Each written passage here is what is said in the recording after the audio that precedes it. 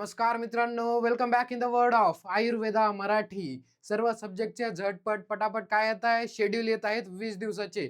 संस्कृतसाठी schedule देत आहे 20 दिवसांमध्ये पूर्ण संस्कृत कशा प्रकारे कव्हर करायचं विथ रिव्हिजन. सर 20 दिवस राहिले आहे, 20 टॉपिक करतो, मग तर ते साधा मुलगा पण करतो. परंतु तुम्हाला प्रो कसं व्हायचंय, तुम्हाला जास्तीत जास्त त्यावरती रिव्हिजन द्यायचे आहेत आणि पेपरमध्ये ते सॉल्व्ह करायचंय. तेव्हा तुम्हाला काय होईल, ह्या टॉपिकचा अभ्यास केल्याचा फायदा होणार आहे. जेव्हा तुम्ही एका दिवशी फक्त एकच टॉपिक घेता, तेव्हा तो करता पुढे जाता आणि मागचं सपाट होत जातं. परंतु तुम्ही जेव्हा मल्टिपल टॉपिक्स करताय आणि त्याला रिवाइज सुद्धा मल्टिपल टाइम करताय, तेव्हा तुम्हाला त्याच्यावरती ग्रिप यायला लागते. ठीक आहे, चालू करूया संस्कृत पेपर 1 पेपर 2. सर्व काही कव्हर करायचं आहे आपल्याला. कशा पद्धतीने आपण 20 दिवसांमध्ये पाहूया. संस्कृत आता फक्त 20 दिवस राहिलेले आहेत. आज आहे 1 तारीख. आपला पहिला पेपर संहिताचा 23 तारखेला आहे. म्हणजे आपल्याकडे ऑलमोस्ट 20 दिवस आहेत. डे 1. डे 1 संस्कृत वर्णनाम परिचय. MCQ चा टॉपिक आहे, सर्वांनी करून घ्यायचा आहे. मल्टिपल टाइम रिवाइज करायचा आहे. कोणत्याही बुक मधून रीड करून घ्या किंवा मग सगळ्यात सोपं 499 चा आयुर्वेद मराठीचा कोर्स घ्यायचा. मी प्रमोशन करत नाहीये, फक्त 20 दिवस राहिलेले आहेत. तुम्ही डायरेक्टली याचं लेक्चर पाहू शकता आणि लगेच ते रीड करून घेऊ शकता. तुम्हाला कशावरून MCQ येणार आहेत लगेच कळून जाईल आणि तुमचं पुन्हा पुन्हा ते रिवाइज होत जाईल फास्ट स्पीडमध्ये. संस्कृत वर्णनाम परिचय घ्यायचे. त्यानंतर निरुक्ती. पेपर 2 मध्ये जायचं. ज्यांनी मोठा कोर्स घेतलेला आहे 799 चा, त्यांना पेपर 1 पेपर 2 दोन्ही आहे, किंवा तुम्ही सेल्फ करत असाल तर निरुक्तीचा जो ए पोर्शन आहे, ABC 3 मध्ये डिवाइड केलेला आहे ना, त्याच्यामध्ये ए पोर्शन पूर्ण वाचून घ्यायचा. आणि जे कोर्समध्ये आहेत त्यांनी काय करायचं, ए पोर्शनचे लेक्चर पाहायचे फास्टमध्ये 1.5 च्या स्पीडमध्ये, आणि लेक्चर झालं लगेच रीड करून घ्यायचं. तुमचा तो टॉपिक परफेक्ट असेल. त्यानंतर पुढे अन्वय लेखन. अन्वय लिहिता येत नाहीये सर, प्रॅक्टिस करायला चालू कर. आपण अन्वयचा व्हिडिओ पण टाकलेला आहे युट्यूबला, तो पाहायचा आणि त्याच्यानंतर अन्वय सॉल्व्ह करायला लागायचं. अन्वय कशामधून येतो सर? अन्वय हा वैद्यकीय सुभाषित साहित्य यामधल्या श्लोकांमधून येतो. त्यामध्ये पर्टिक्युलर श्लोक आपल्या युनिव्हर्सिटीमध्ये दिलेले आहेत, त्याच श्लोकांमधून हा येतो. सिलेबस कॉपीमध्ये हे दिलेले आहेत. जर तुम्ही कोर्समध्ये असाल तर तेवढेच आपण दिलेले आहेत. त्यानंतर जो अष्टांग हृदय आहे, याच्यामधलेही काही श्लोक असतात, त्याच्यामधलेही काही पर्टिक्युलर टॉपिक्स दिलेले आहेत, त्याच्यामधूनही अन्वय आणि पदच्छेद विचारल्या जातो. सध्या तरी आता आपल्याला पहिल्या दिवशी काय करायचंय, पहिला जो अध्याय आहे आयुष्कामी अध्याय जो आहे अष्टांग हृदयचा, त्याच्यामधले सर्व अन्वय काय करायचे आहेत, रीड करून घ्यायचे किंवा सॉल्व्ह करायचे आहेत. एवढं सगळं पहिल्या दिवशी. अवघड आहे काही नाहीये. निरुक्तीचा पहिला पाठ हा MCQ चाच टॉपिक आहे आणि अन्वय लेखनचा पहिला अध्याय अष्टांग हृदयचा. त्याच्यानंतर डे 2 मध्ये आपण करणार संज्ञा प्रकरण, उपसर्ग. त्याच्यानंतर निरुक्तीचा पाठ काय करणार बी. पेपर 1 चं काय संज्ञा उपसर्ग. उपसर्ग काय आहे सर? उपसर्गाचे फक्त 22 वाक्य आहेत, ते 22 वाक्य पाठ करायचे. हा क्वेश्चन कुठेही आपला चुकला नाही पाहिजे. पहिला जो MCQ चा टॉपिक आहे तो हा उपसर्ग आणि पुढे एक अव्यय आहे. एवढे सोपे टॉपिक्स आहेत. टोटल तुम्हाला 20 मार्क कॅरी करतील. याच्यामध्ये चूक व्हायला नाही पाहिजे. हे 20 मार्क कन्फर्मच आपल्याला पाहिजे आहेत. आणि सोपे चॅप्टर्स आहेत म्हणून सांगतोय. कोणकोणते म्हटलं सुरुवातीचे हे MCQ चे, उपसर्ग आणि अव्यय. या चॅप्टरवरती फोकस करा, जास्त करा. ज्यांना बाकीचे अवघड जातात त्यांनी. ठीक आहे. उपसर्गाचे 22 वाक्य पाठ केले. संज्ञा प्रकरण MCQ साठी पाहिलं. निरुक्ती पार्ट बी. पहिल्या दिवशी आपण पार्ट ए केलं होतं, दुसऱ्या दिवशी आता पार्ट बी करत आहोत निरुक्ती. अन्वय अध्याय 2 दिनचर्या. याचा अभ्यास करत करत तुमचा संहिताचा पण अभ्यास होत आहे, तुमच्या माहितीच तो. तुम्ही जेव्हा याचे श्लोक करत आहात, त्याचा पदच्छेद करताय, त्याचं ट्रान्सलेशन पाहताय, दिनचर्या सुद्धा तुमचा चॅप्टर वाचला जातोय. संहिताचा पण सोबत सोबत जे महत्त्वाचे चॅप्टर आहेत, ते 2 चॅप्टर ते तुमचे रिवाइज झालेले आहेत. कळतंय? त्याच्यामुळे तुम्हाला हे अव्यय जे आहेत, सॉरी जे अन्वय आहे, ते तुम्हाला रीड करणं गरजेचं आहे, सॉल्व्ह करणं गरजेचं आहे, पदच्छेद काढणं गरजेचं आहे. पुढे डे 3 अव्यय आपल्याला पाहायचा टॉपिक. जर की तुम्हाला म्हटलं सुरुवातीचे MCQ चा टॉपिक, त्याच्यानंतर उपसर्ग आणि हा अव्यय. एकदम भारी. अव्यय 5 मार्कला तुम्हाला फिल इन द ब्लँक्स येईल. त्याच्यामध्ये तुम्हाला एकदम सोप्या जे आहेत ते फिलिंग द ब्लँक्स करायच्यात. ज्यांनी अव्ययचे लेक्चर पाहिले त्यांना माहित असेल. शब्द, पुल्लिंगी शब्द करायचे, सगळेच पुल्लिंगी शब्द. मग ते अकारांत, इकारांत, उकारांत, ऋकारांत आणि ओकारांत सर्व शब्द या दिवशी रीड करून द्यायचे. डे 3 ला रिवाइज करायचे पुन्हा पुन्हा, परंतु या दिवशी रीड करून घ्यायचे. आता हे तुम्ही पहिले जर केलेले असेल तर तुम्हाला करायला एकदम सोपं जाईल. तुम्हाला मी पहिले सुद्धा 30 डेजची चॅप्टरची टाकलेली होती, 40 डेजची टाकलेली होती, 45 डेजची टाकलेली होती, सगळ्या सब्जेक्टला वेगवेगळं. तेव्हाही तुम्हाला मी शब्दपाठ करायचा शेड्यूल दिलेला होता. ज्यांनी केलं नाही त्यांनी करा, आणि ज्यांनी पहिलं केलं होतं त्यांनी रिवाइज करायचं काम आहे. त्याच्यानंतर निरुक्ती पार्ट सी. जो पहिल्या दिवशी ए केला होता, दुसऱ्या दिवशी बी, आता हे तिसऱ्या दिवशी आपण पार्ट सी करून टाकलाय. आणि अन्वयसाठी आता आपण कोणता चॅप्टर घेतला? रोगानुत्पादने. तिसरा चॅप्टर का नाही घेतला सर? कारण तिसरा चॅप्टर आपल्या युनिव्हर्सिटीने सांगितलं नाही अष्टांग हृदयचा की आपल्याला अन्वयसाठी करायचा आहे म्हणून. अन्वय सेक्शनमध्ये तुम्हाला सांगितलेलं आहे सिलेबस कॉपीमध्ये की कोणकोणते चॅप्टर करायचे. त्याच्यामध्ये पहिला, दुसरा आणि त्याच्यानंतर कोणता आला? चौथा चॅप्टर रोगानुत्पादनी अध्याय, अष्टांग हृदय. डे 4. डे 4 मध्ये आता कारक करायचं आपल्याला. कारकचे सगळे काही रूल्स आहे का चार्टवरती लिहून घ्यायचे आहेत. काय असतं, कोणत्या शब्दाला कोणती विभक्ती लागू शकते किंवा त्याला काय म्हणतात, जसं की तृतीया, त्याला करण, हे सर्व गोष्टी लक्षात घ्यायचे. सगळे जे लेक्चरमध्ये आहेत त्यांनी 1.5 च्या स्पीडमध्ये वाचून घ्यायची. याचा अभ्यास कधी करायला सांगितला होता? आपण 6 ते 9, 9:30 जे काही सेक्शन होतं इव्हिनिंगचं, त्याच्यामध्ये आपण संस्कृत आणि पदार्थ विज्ञान संहिताला दिला होता. त्याच्यामध्ये मेजॉरिटी वेळ आपल्याला कोणाला द्यायचा आहे? संस्कृतसाठी द्यायचा आहे. डेली 2 ते सव्वा 2 तास तरी आपल्याला संस्कृत पाहिजेच आणि मागचं रिवाइज करत करत पुढे जायचं. शब्द आता पुल्लिंगी करायचेत आपल्याला. त्याच्यामध्ये मग हे सगळे खालचे जेवढे तुम्हाला दिलेले आहेत आकारांत, तेवढे सगळे काय त्याच्यामध्ये आले? शकारांत, तकारांत, दकारांत, जशरांत, त्याच्यानंतर शकारांत. अन्वय, दोष, दोषादी विज्ञानियम. दोषादी विज्ञानियम हा चॅप्टर जो आहे तुम्हाला अष्टांग हृदय मधला, मधले कोणताही चॅप्टर आपल्याला सिलेबस मध्ये दिलेला नाही संस्कृतच्या अन्वयासाठी. त्याचे अन्वय तुम्ही करायचे डायरेक्टली दोषादी विज्ञानियम. आणि परिभाषा ए या टॉपिकची करायची आहे. आता आपली निरुक्ती पहिले संपलेली होती, त्याच्यामुळे आपण काय चालू केलं? परिभाषा चालू केलं पेपर 2 चं. पेपर 1 आणि पेपर 2 दोन्ही सुद्धा आपलं काय चालू आहे? सोबत सोबत पॅरलली चालू आहे. असं नाही की पहिले पेपर 2 करतो, पहिले पेपर 1 करतो, असं नाहीये. ग्रामरही सोबत चालू आहे, त्याचबरोबर पेपर 2 ही चालू आहे. 5व्या दिवशी आपल्याला पाहायचंय कारक पूर्णपणे. त्यानंतर काही शब्द आपल्याला पाठ करायचे आहेत. स्त्रीलिंगी शब्द पाठ करायचे एवढे आपल्याला. त्यानंतर आपल्याला अन्वय करायचा आहे. दोष भेदियम या चॅप्टर मधील आपल्याला अन्वय रीड करून घ्यायचे आहेत आणि परिभाषा बी आपल्याला रीड करायचंय. जी परिभाषा ए होती ती आपण याच्या मागच्या दिवशी घेतली. त्यानंतर दोषादी विज्ञानियम चॅप्टर आपण या मागच्या दिवशी घेतला आणि पुढे आपण कंटिन्यू केलं. दोष भेदियम हा चॅप्टर घेतला आणि परिभाषा बी आपण घेतलं. एवढा आपला टार्गेट होता डे 5 चा. त्यानंतर आपल्याला पुढे डे 6 संधी करायची आहे. आता आला खरा खेळ. संधी करायला घ्यायची आहे. संधी अभ्यास करताना फक्त लेक्चर पाहायचे नाही किंवा फक्त रीड करायचं नाही. तुम्ही एक चार्ट तयार करायचा आहे. त्याच्यामध्ये पूर्ण रूल्स लिहून घ्यायचे. एका पेजवरती स्वरसंधी हेडिंग द्यायचे, त्याच्यावरती बॉक्स बनवायचे. स्वरसंधीचं यन संधी, वृद्धी संधी, गुणसंधी सगळे एक एक बॉक्समध्ये एक एक संधीचं नाव लिहायचं, त्याचं सूत्र लिहायचं, त्याचा रूल लिहायचा, त्याचं एक्झाम्पल लिहायचं. असे चार्ट तयार करा. म्हणजे पुन्हा रिवाइज करण्यासाठी एवढं सोपं जाईल तुम्हाला की मल्टिपल टाइम जेव्हा तुम्ही रिवाइज कराल तेव्हा तुम्हाला एक्झाम्पल सॉल्व्ह करता येतील. जेव्हा तुम्ही चार्ट बनवाल तेव्हाच तुम्हाला मल्टिपल टाइम रिवाइज झाल्यानंतरच कळेल की हा एक्झाम्पल कोणत्या संधीचा प्रकारामध्ये आहे. तर ठीक आहे, संधी सॉल्व्ह करताना कधीही आधी ओळखायचं की स्वरसंधी आहे, व्यंजन आहे, विसर्ग आहे. ठीक आहे, स्वरापुढे स्वर आहे, हे सगळे काही बेसिक कन्सेप्ट तुम्हाला माहित असतील. आणि त्याच्यानंतरच आपण त्याच्या सब टाईपकडे जायचंय. आपण डायरेक्टली जेव्हा विचार करायला जातो तेव्हा स्वर, विसर्ग, व्यंजन ह्याच्या सगळ्यांच्या सब टाईपमध्ये आपला घोळ होतो. परंतु पहिले सिम्प्लिफाईड करायचं. पहिले स्वर संधी आहे हे ओळखायचं किंवा व्यंजन संधी ओळखायचं. त्याच्यानंतर त्याच्या सब टॉपिकमध्ये विचार करायला लागायचं. ह्या प्रकारचे चार्ट जेव्हा तुम्ही कराल तेव्हा तुम्हाला रिवाइज करायला खूप जास्त सोपं जाईल. शब्द स्त्रीलिंगी घेतले. रु, च, त, द, ज, श, श आकारांत सगळे दिलेले आहेत. म्हणजे ऋकारांत, चकारांत, दकारांत, जकारांत हे सर्व काही शब्द आपल्याला इथे पाहायचे आहेत. ज्यांनी आतापर्यंत केलेले नाहीत त्यांना खूप जास्त अवघड जातील, परंतु शब्दांना वेटेज आहे. दोष, दोष प्रकपनीय अध्याय आपला जो अष्टांग हृदयचा आहे तो आपल्याला इथे करायचा आहे. दोष प्रकपनीय परिभाषा सी, ए बी सी तिन्ही परिभाषा आपल्या इथे कंप्लीट झालेल्या आहेत. संस्कृत पेपर 2 निरुक्ती परिभाषा खूप सारा वेटेज आपल्याला. ठीक आहे, 25 ते 20 मार्काचा आपल्याला जर आपण टेक्निकली पाहायला गेलं तर तेवढ्या मार्काचा आपल्याला पेपरमध्ये पाहायला मिळतो. जेव्हा सिलेबस कॉपीमध्ये जास्त दिलेले वेटेज, परंतु जर प्रॅक्टिकली पाहायला गेलं तर 25च्या आसपास मार्काचं वेटेज तुम्हाला या निरुक्ती आणि परिभाषेला मिळेल. त्यानंतर डे 7 संधी, व्यंजन संधी. पहिले स्वर संधी एका पेजवर लिहून घेतलं होतं, आता व्यंजन संधी करायचे. ज्यांनी आणखी संस्कृत काहीच येत नाहीये त्यांनी इमानदारीने कोर्स जॉईन करा आणि पूर्ण स्वरसंधीचे जेव्हा तुम्हाला शेड्यूल दिले स्वरसंधीचेच लेक्चर पहा, त्याचा चार्ट लिहून घ्या. व्यंजन संधीचे जेव्हा दिलेत व्यंजन संधीचे करा, त्याचा चार्ट लिहून घ्या. ज्यांना अजिबातच आणखी येतच नाहीये किंवा वीकनेस आहे, तुम्हाला ग्रीप आणखी भेटलेली नाही संस्कृतमध्ये, त्यांनी फक्त आणि फक्त 499 चा कोर्स जॉईन करायचा आहे. आपण रेग्युलर कोर्सेस पहा, तुम्हाला 1200च्या आसपास मिळणार आहेत. परंतु हा का केलाय? कारण फक्त 15-20 दिवस राहिलेत ना. ठीक आहे, तुमच्याकडून जास्त पैसे घेऊन काय करू आम्ही? त्याच्यामुळे तुम्हाला फक्त आता 20 दिवस त्याच्यामध्ये पास व्हायचंय. तुमचं तेवढं टार्गेट आहे. त्यामुळे तुम्ही हा कोर्स घेऊन इझिली पास होऊ शकता. आणि होऊ शकतं का विचारतात खूप जण, की ह्या 20 दिवसामध्ये लेक्चर पाहून होतील का? आरामात होतात. लेक्चरची लेंथ छोटी आहे आणि तुम्हाला या शेड्यूलनुसार जेव्हा कराल तेव्हा आणखी परफेक्शन मिळेल. शब्द नपुंसक लिंग आपल्याला करायचे, त्याच्यामध्ये या सर्व खाली दिलेले शब्द आपण पाठ करणार आहोत. त्याच्यानंतर अन्वय. अन्वय आपल्याला अष्टांग हृदयाच्या चॅप्टरचा करायचा आहे.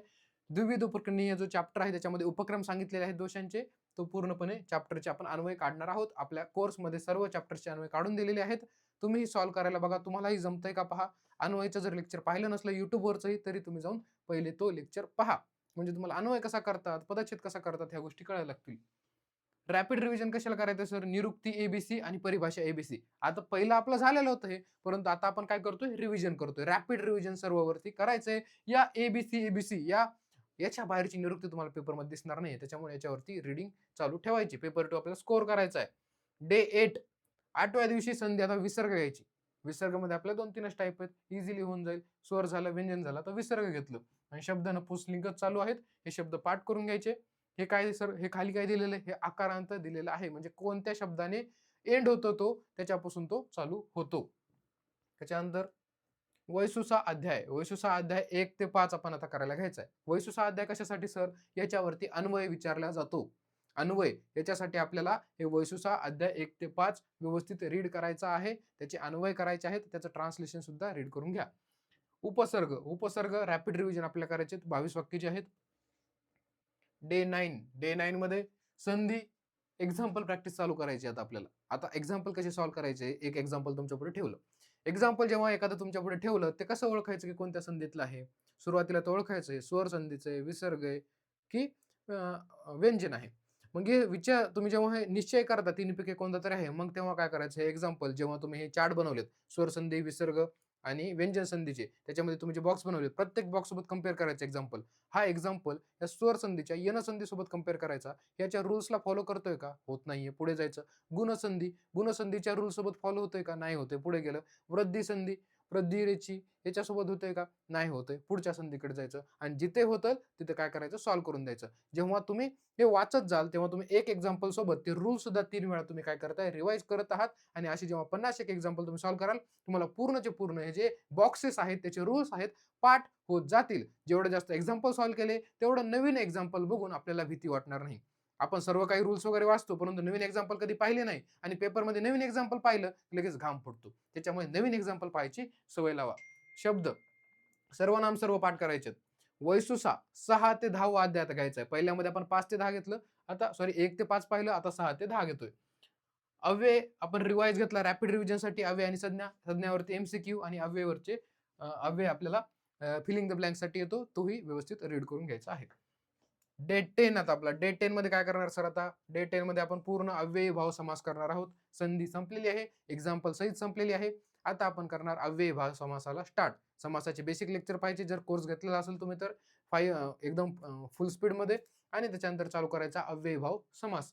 अव्ययी भाव समास धातूमध्ये लट लकार आत्मनेपद आणि परस्मैपद करून घ्यायचं. धातू चालू करायचे. धातू प्रत्यय जे आहेत ना, मी व म सी त ते सर्व काय आता पाठ करायला घ्यायचे. लट लकार घ्यायचा, आत्मनेपद परस्मैपद. त्यामध्ये 1 ते जे 10 गण आहेत ते सर्व एक्झाम्पल सॉल्व्ह करून पाहिजे. आता तुम्ही इतके दिवसात धातू पाठ केले नसेल तर तुम्ही खूपच जास्त माग आहेत. आणि करायचे असेल तरी 1 तासामध्ये होऊन जातील. आता तुम्हाला तेवढं स्पीड तर ठेवावं लागेल. ते धातू प्रत्यय पाठ करा आणि आत्मनेपद परस्मैपद लट लकाराचं या दिवशी पूर्ण करा. 1 ते 10 चे जे गणाचे एक्झाम्पल आहेत ते सॉल्व्ह करा. वैसुसा 11 ते 15 तुम्हाला जे चॅप्टर दिलेले आहेत वैद्यकीय सुभाषित साहित्य, त्याचे ट्रान्सलेशन आणि अन्वय रीड करून घ्या. डे 11 11व्या दिवशी तत्पुरुष समास अव्ययभाव झाला. आता तत्पुरुष समास ज्याच्यामध्ये उत्तरपद प्रधान असतं तो समास, त्याचं सर्व काही उपटाईप आपल्याला पाहायचे आहेत, सब टाईप आपल्याला पाहायचे आहेत. धातू कोणता घेतला? रूट लकार आपण इथे घेतला. त्याचे आत्मनेपद परस्मैपद आणि गण 1 ते 10 मधले त्याचे एक्झाम्पल सुद्धा सॉल्व्ह करायचे आहेत. काही जणांना हे काही कळत नसेल, डोक्याच्या वरून जात असेल, ते मी आजपर्यंत काही संस्कृत उघडून पाहिलेलंच नाही. मग अशा लोकांसाठी ज्यांना हे माहित आहे त्यांनी सेल्फ करा आणि ज्यांना आजपर्यंत माहितच नाही त्यांना तर कोर्स घेऊन करावंच लागणार आहे. किंवा तुम्ही करतही असाल, भरपूर जणांनी तो घेतलेला सुद्धा आहे ऑलमोस्ट. वैद्यकीय सुभाषित साहित्य 16 ते 20 केलं. त्याच्यानंतर डे 12 वैद्यकीय सुभाषित साहित्य काय करताय? ट्रान्सलेशन वाचताय, अन्वय करताय, पदच्छेद करताय. त्यानंतर समास घेतला आपण. तत्पुरुष समास कंटिन्यू ठेवला डे 12 ला, कारण मोठा समास आहे. धातू लंग लकार आपण इथे घेतला विथ एक्झाम्पल सॉल्विंग. धातू फक्त पाठ करून नाही, आपल्याला एक्झाम्पल सॉल्व्ह करावे लागतील, कारण पेपरमध्ये आपल्याला एक्झाम्पल सॉल्व्ह करायचे आहेत धातूचे. फक्त धातूचे प्रत्यय लिहून यायचे नाहीयेत, त्याचे एक्झाम्पल सॉल्व्ह करायचे आहेत. आणि पंचतंत्र कथा पहिली आणि दुसरी आपण घेतली 12व्या दिवशी. पंचतंत्र कथा कशी करायची? पंचतंत्र कथा करताना आपल्याला जो इकडे संस्कृतची कथा ठेवायची, इकडे मराठी, इकडे संस्कृतचा एक लाईन वाचायची किंवा एक शब्द वाचायचा आणि इकडे मराठीची वाचायची. इकडे संस्कृतची एक लाईन, इकडे मराठीची एक लाईन. मग हे संस्कृतच्या शब्दांचा मराठीमध्ये अर्थ पाहायचा. अशी करत करत आता 2 ते 3 पॅराग्राफची कथा आहे ना ती, तेवढी कथा संस्कृत मराठी करून पूर्ण वाचून घ्यायची. म्हणजे तुम्हाला संस्कृतच्या शब्दाचे मराठीमध्ये अर्थ कळायला लागतील. आणि जेव्हा तुम्हाला ट्रान्सलेशन करा म्हणून येईल पेपरमध्ये, तेव्हा तुम्हाला मराठीचं संस्कृत किंवा मराठीचं संस्कृतमध्ये हे ट्रान्सलेशन करायला तुम्हाला खूप जास्त सोपं जाईल. कथेच्या बाहेरचं पेपरमध्ये येत नाही, कथाच विचारली जाणार आहे. त्याच्यामुळे एवढं व्यवस्थित करायचं. कळालं? संस्कृतमध्ये वाचायचं, मराठीमध्ये वाचायचं, अशा 5 कथा करायच्यात. या दिवशी 12व्या दिवशी तुम्हाला करायची आहे पंचतंत्र कथा पहिली आणि दुसरी. त्याच्यानंतर 13वा दिवस समास घेतला नवीन, द्वंद्व समास करायला घेतला. धातू, लोट, लकार आपण घेतला, तो पाठ केला, त्याचे एक्झाम्पलही सॉल्व्ह केले. पंचतंत्र कथा तिसरी आणि चौथी केली. पहिली आणि दुसरी मागे केली, आता तिसरी आणि चौथी. त्याच्यानंतर रॅपिड रिव्हिजन कशाला द्यायचं? संस्कृत वर्णनाम, परिचय आणि परिभाषा. का बरं रॅपिड रिव्हिजन? कारण रिडिंगचे टॉपिक आहेत, थिअरीचे टॉपिक आहेत. त्यांना मल्टिपल टाइम जेव्हा तुम्ही रिवाइज कराल, तेवढाच लवकर तुम्हाला पेपरमध्ये लिहिण्यासाठी आठवतात, रिकॉल लवकर होईल. 14 डे बहुविरी समास घ्यायचा आहे सर. समास, संधी, कारक याला एवढं वेटेज आहे ना, म्हणून आपण याला एवढा वेळ देतो, त्याच्या सब टाईपला वेळ देतोय. आणि ज्यांनी सोडून दिले त्यांचे फेल होण्याचे चान्सेस जास्त आहेत. त्याच्यामुळे हे टॉपिक सोडून देण्याचे नाहीयेत. याच्यावरती काम करावं लागतं. फक्त अवघड आहे म्हणून चालत नसतं. तुम्ही जेव्हा याच्यावरती एफर्ट द्याल, तेव्हा तुम्हाला याचे रिझल्ट दिसतील. धातू, विधिलिंग आपण धातू केले एक्झाम्पल सहित. पंचतंत्र कथा 5वी जी एकच राहिलेली आहे, ती आपण या दिवशी उरकून घेतली. आता रॅपिड रिव्हिजन या दिवशी काय केलं आपण?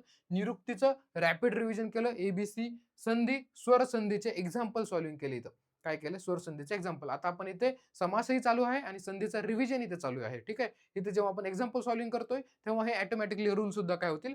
आपले रिवाइज होतील. त्याच्यानंतर समास, एक्झाम्पल प्रॅक्टिस. समास पूर्ण संपलेला आहे. आता इथे एक्झाम्पल प्रॅक्टिससाठी आपल्याला दिवस द्यायचा आहे. खूप जण काय फक्त टॉपिक करा करा करा एक्झाम्पल प्रॅक्टिसच करत नाही. संस्कृत हा फक्त वाचून वाचून क्लिअर होणार नाही. संस्कृतसाठी तुम्हाला हातामध्ये पेन घ्यावी लागेल, एक्झाम्पल सॉल्व्ह करावे लागतील, वरचं पाहून खाली बघून लिहावं लागेल, पुन्हा मनाने लिहावं लागेल, मनाने एक्झाम्पल सॉल्व्ह करावे लागतील, तेव्हा तुम्हाला संस्कृत पास होता येईल. फक्त आणि फक्त बाकी सब्जेक्ट सारखं वाचलं आणि पेपरमध्ये छापलं असं संस्कृत आता राहिलेलं नाहीये. त्याच्यानंतर बघा पुढे धातू, मिक्स्ड एक्झाम्पल सॉल्व्हिंग. सगळं काही धातूंचे जे मिक्स एक्झाम्पल आहेत ते सॉल्व्ह करायचे. प्रिव्हियस इयरचे करू शकता. रॅपिड रिव्हिजन कशाला दिली? व्यंजन संधी, विसर्ग संधी. मागच्या दिवशी आपण फक्त स्वर संधीचे एक्झाम्पल सॉल्व्ह केले. आता पर्टिक्युलरली व्यंजन आणि विसर्गचे केले. म्हणजे आपल्याला कळतंय पर्टिक्युलरली जेव्हा एक्झाम्पल तुम्ही सुरुवातीला करता, तेव्हा तुम्हाला हे एक्झाम्पल याच्यामधलेच आहे हे कळायला लागतं. आणि जेव्हा मिक्स करायला लागाल हळूहळू, जेव्हा हे झाल्यानंतर, तेव्हा तुम्हाला आणखी क्लॅरिटी यायला लागेल आणि नवीन एक्झाम्पल ओळखायची तुमच्यामध्ये एक सेन्स डेव्हलप होईल. डे 16 विशेषण विशेष्य आपल्याला करायचं आहे. त्यानंतर प्रयोग परिवर्तन आपल्याला व्यवस्थित करायचं. प्रयोग परिवर्तन खूप जास्त इम्पॉर्टंट आहे. ज्यांनी लेक्चर केलेलं नाही त्यांनी जाऊन लेक्चर करा ॲपवरती आणि त्याच्यानंतर त्याचे शॉर्ट नोट्स काढून प्रयोग परिवर्तन करायला शिका. खूप चांगल्या पद्धतीने ॲपवर शिकवलेलं आहे. समास प्रॅक्टिस इथे आपण चालू ठेवत आहोत.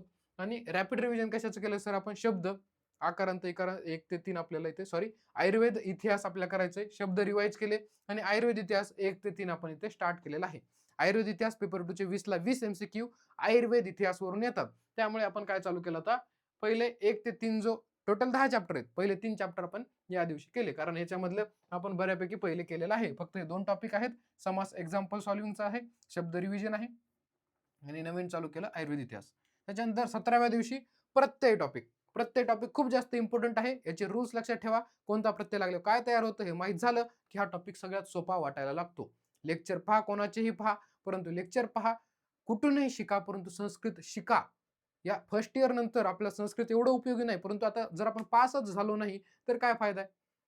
एका पॉईंटने उपयोगी पण आहेत जर तुम्हाला संहिता रीड करायची आहे. परंतु जर तुम्ही आताच जर संस्कृतला पासच नाही झाले तर तुम्हाला मागे राहावं लागेल. त्याच्यामुळे आता असे डोक्यात विचार आणू नका की संस्कृत कशाला काय, हे सगळे काही विचार सोडून द्या आणि संस्कृत शिकायला घ्या. कारण संस्कृत शिकायला म्हणजे आपल्या ग्रामर शिकायचंय, बोलायला नाही शिकायचंय. जर आपण मराठी भाषा ग्रामर शिकणं आणि बोलायला शिकणं याच्यात फरक आहे. ग्रामर आपण लवकर शिकू शकतो आणि तेच जर नवीन माणसाला बोलायला शिकवायला गेलो तर 2-3 महिने किंवा वर्षभरही कमी पडेल. त्याच पद्धतीने आपल्याला संस्कृतचं ग्रामर शिकायचं, संस्कृत बोलायला नाही शिकायचंय. त्यामुळे संस्कृतच्या ग्रामरवर फोकस करा, प्रत्यय करा. आयुर्वेद इतिहासचा 4 ते 6 चॅप्टर आपल्याला करायचे, 4, 5, 6. शब्द रिवाईज करायचे, कारक रिवाईज करा, अन्वय लेखन जे आहे त्याच्यावरती ओव्हरलुकिंग करायला चालू करा, पंचतंत्र कथा पहिली आणि दुसरी रिव्हिजन करा, रॅपिड रिव्हिजन. आपण पहिले केलेलं आहे तेवढा वेळ डबल द्यायचा नाही, आता रॅपिड रिव्हिजन करायला घ्यायचंय. डे 18 प्रत्यय पुन्हा करायचे, सर्व प्रत्यय झालेले असले किंवा प्रत्यय पहिल्या दिवशी झाले तरी ते रिवाईज करा, किंवा तिथे अर्धे झालेले असले तर इथे अर्धे करा. आयुर्वेद इतिहास 7, 8, 9, 10 हे 4 चॅप्टर इथे कंप्लीट करा. 10 चॅप्टर आहेत आयुर्वेद इतिहासला. पंचतंत्र 3, 4, 5 ह्या ज्या कथा आहेत त्या रॅपिड रिवाईज करा. आणि वय सुसा ओव्हरलुकिंग करा पूर्णपणे, कारण पहिले ही आपण केलेली आहे. आता 19व्या दिवशी काय करायचंय, पूर्णपणे आपल्याला जो पेपर आहे तो रिवाईज करायचा आहे, पेपर 1. आणि पेपर 2 जो आहे तो आपल्याला 20व्या दिवशी काय करायचा आहे सर, आपल्याला रिवाईज करायचा आहे. कळालं? शेवटचा 19 आणि 20वा दिवस आहे, त्या दिवशी कंप्लीट पेपर 1 पेपर 2 आपल्याला करून टाकायचा आहे. इथे आपल्याला पूर्णपणे एक स्ट्रॅटेजी मिळून जाते की कशा पद्धतीने करायचा आहे हा संस्कृत 20 दिवसांमध्ये कव्हर. एकदम सोपं आहे जर तुम्ही कन्सिस्टंट राहिलात तर. Consistency is the key for passing. आता 20 दिवस आहेत, आता तुम्हाला कोणतंही काम नाही, आता तुम्हाला फक्त आणि फोकस या विषयांवरती करायचंय. मी तुम्हाला 12 तासामध्ये पूर्ण सेशन डिवाइड करून दिलेले आहेत, कोणता सब्जेक्ट कोणता वेळेमध्ये करायचा त्या व्हिडिओमध्ये जाऊन तुम्ही पाहू शकता, किंवा आपले संस्कृतचे जेवढे काही व्हिडिओ आतापर्यंत झालेले आहेत तेही तुम्हाला युट्यूब चॅनलवरती मिळून जातील. पहिल्या प्लेलिस्ट पहा, डिस्क्रिप्शन बॉक्समध्ये भरपूर काही तुम्हाला मी देतो. आणि याचा जो PDF आहे तो लगेच मी देणार नाही, 2 दिवसानंतर तुम्हाला आपला आयुर्वेदा मराठी ॲपच्या फ्री सेक्शनमध्ये तुम्हाला मिळून जाईल. सध्या तरी तुम्ही पहिला आणि दुसरा दिवस लिहून घ्या आणि तिसऱ्या दिवशी पुन्हा YouTubeच्या व्हिडिओकडे या, किंवा मग तुम्ही ॲपमध्ये जाऊन पाहू शकता. फ्री सेक्शनमध्ये आपण टाकून देऊ 2-3 दिवसामध्ये. आणखी काय तुम्हाला लागतं त्या तुम्ही डिस्क्रिप्शन बॉक्समध्ये सांगू शकता, म्हणजे आम्ही त्या कामाला लागू शकतो. सध्या तरी हे डेजची स्ट्रॅटेजी सगळ्यात महत्त्वाची होती, कारण 20 दिवस राहिलेत. तुम्हाला पूर्ण एवढा मोठा सिलेबस कसा कसा करू, रँडमली स्टडी करतोय या पद्धतीने होणार नव्हतं. म्हणून आम्ही सगळ्यांनी आजच्या आज दिवसामध्ये सर्व सब्जेक्टचे व्हिडिओ टाकायचं ठरवलं. एखादा राहिला असेल तर तो आज रात्रीच्या आत अपलोड होऊन जाईल. तोपर्यंत thank you, tata, bye bye, all the best मित्रांनो.